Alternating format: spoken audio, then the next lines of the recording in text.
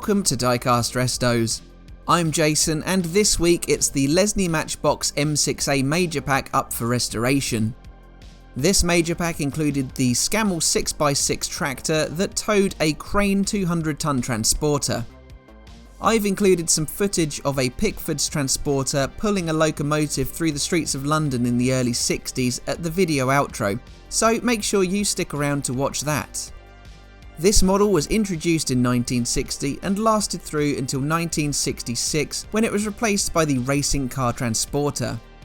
You can see that my prime mover and trailer dollies are different shades of blue, meaning this isn't an original matching set. The colour scheme remained the same throughout production though, a blue prime mover and set of dollies with a dark red to burgundy to maroon trailer bed. All models had Pickford decals to the side of each dolly and to the truck, with this how it looked fresh out of the box. The base of the Scammell was painted black, which was the colour of the protruding towing eye. The hook looked like this. Originally these were painted blue, then black, then left unpainted. You might spot here that Scammell is spelt incorrectly on the base, missing an L. The grille on the tractor was mask sprayed silver. It had knobbly or fine black plastic wheels fitted. The Scammell is based on the Super Contractor 6x6 platform from the late 1950s. These specialised in heavy haulage. By this time, Scammell had formed part of Leyland Motors. I've delved into the history of Scammell previously in my 10B mechanical horse and trailer video from December 2020. Likewise, I've also expanded on the history of Pickfords too. That was in my 46B Pickford removal van restoration from May 2021. But I'll give a brief rundown on each now. G. Scammell and nephew were a coach builder from the late 1800s in London. They began providing maintenance on steam wagons, with one customer bringing them an imported Knox tractor from the US. This customer challenged Scammell to make a vehicle of their own. World War I would pause the project, but after the war, George Scammell's great nephew Alfred began developing an articulated six-wheeler. This was presented at the 1920 Commercial Motor Show, where 50 orders were placed.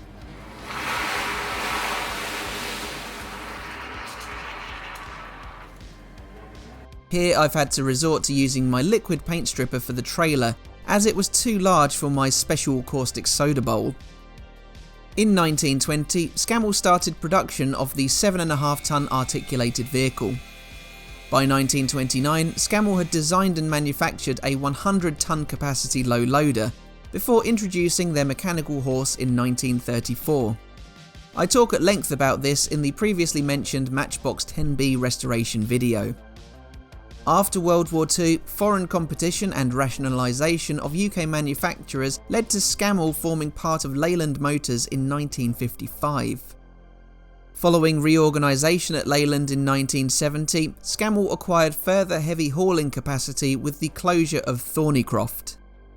Scammell was then contracted to develop the bonneted Leyland Land Train in the late 70s, a heavy truck designed specifically for export markets.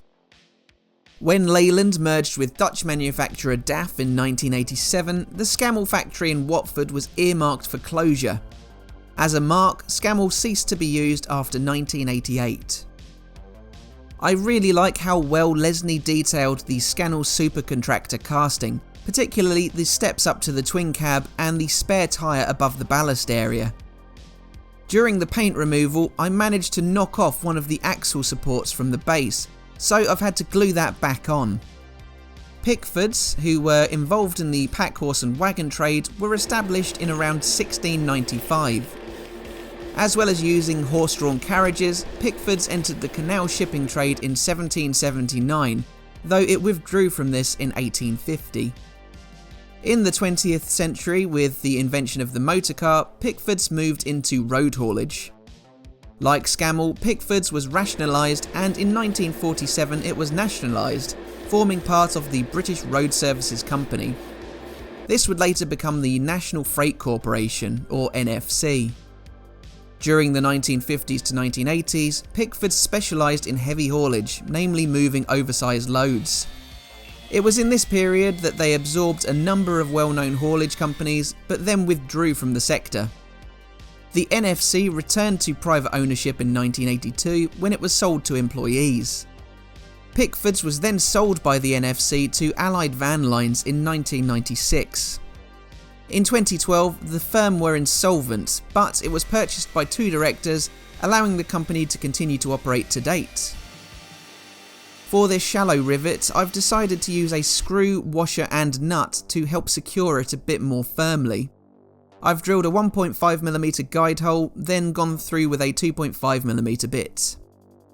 I've put in a larger dome-headed M2 screw for the time being, while awaiting a delivery of 5mm M2 laptop screws. Those will sit flush with the top of the dolly. Now the trailer. It has crane 200-ton transporter cast onto the underside. Fully laden, this transporter would have been too great for a single Scammell 6x6 to tow. It would have required a pusher at the rear most likely, or a second tractor unit at the front. These individual Scammells had a towing capacity of around 132 tons. I believe that Crane were a manufacturer of trailers, though I'm not certain. It's a difficult term to search for, is crane trailer or crane low loader, as all you get are results for literal trailers for cranes. Anyway, now it's time to apply the Pickfords decals to the prime mover. I sourced the decals and the replacement towing hook from Steve Flowers Model Supplies. There will be a link in the description to the site. Next, I paint the dollies in the same Tamiya TS15 blue that the Scammell 6x6 received. With the decal set and completely dry, I can clear coat the tractor. Then on the base of the tractor, I attach all 6 wheels, hoping all the while that my axle support fix holds, which it does. Those axle ends then receive a coat of chrome. I can now apply the decals to each side of each dolly.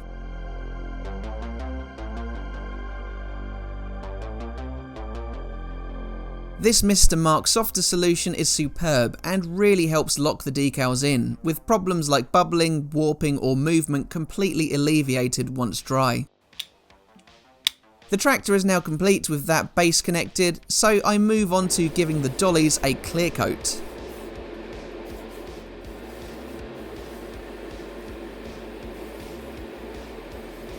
My next tasks were priming, painting and clear coating the massive trailer bed piece. It was really difficult to grip onto as the rivet posts were so shallow and there were no other possible points to connect my gripping forceps. It was a bit of trouble getting them to stay put on my turntable too. But I was really happy with how the shade of maroon turned out, and I think it'll look great alongside that TS15 blue on the dollies and tractor.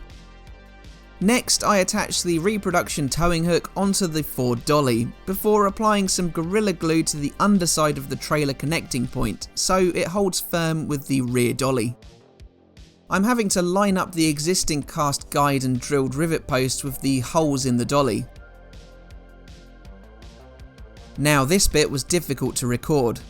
I was having to hold steady the dolly over the Ford drilled rivet post, thread my 5mm M2 laptop screw through the upturned side, then thread a washer and nut over the top of it.